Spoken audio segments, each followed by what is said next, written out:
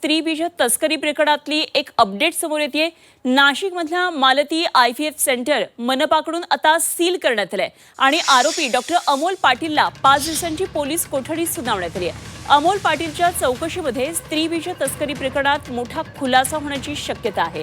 नाशिकमधून अमोल पाटीलला बेड्या ठोकलेल्या आहेत। डॉक्टर अमोल पाटील हा डेंटिस्ट आहे। दंतवैद्यक असताना सुद्धा त्याने स्त्रीबीज प्रकरणामध्ये मोठी भूमिका निभावली।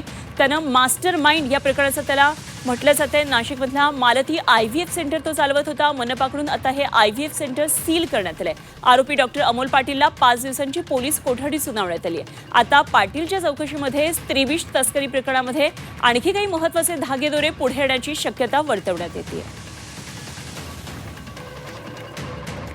त्यामुळे स्त्रीबीज तस्करीचं हे प्रकरण याची व्याप्ती किती मोठी आहे, महाराष्ट्रामध्ये कुठकुठपर्यंत पोहोचली आहे, हे निश्चितच आता पुढे येणार आहे।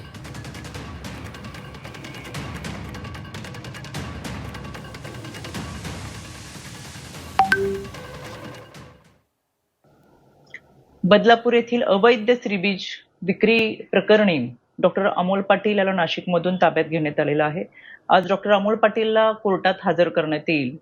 यामध्ये गेल्या 5 दिवसापूर्वी मी स्वतः बदलापूर पोलीस स्टेशनला भेट देत खरं तर तेथील सर्व विभागाशी संपर्क साधला होता आणि या दरम्यान पोलिसांना सूचना देण्यात आल्या होत्या की केवळ बदलापूर नाही, नाशिक नाही, ठाणे नाही तर संपूर्ण महाराष्ट्रामध्ये या संपूर्ण प्रकरणाचा तपास करावा। त्या अनुषंगाने ही तपासाची कारवाई सुरू आहे। यामध्ये बदलापूर पोलीस स्टेशनचे तपास अधिकारी राजेश गजल असतील अतिशय आणि त्यांची टीम अतिशय चांगल्या पद्धतीने तपास करत आहे। यामध्ये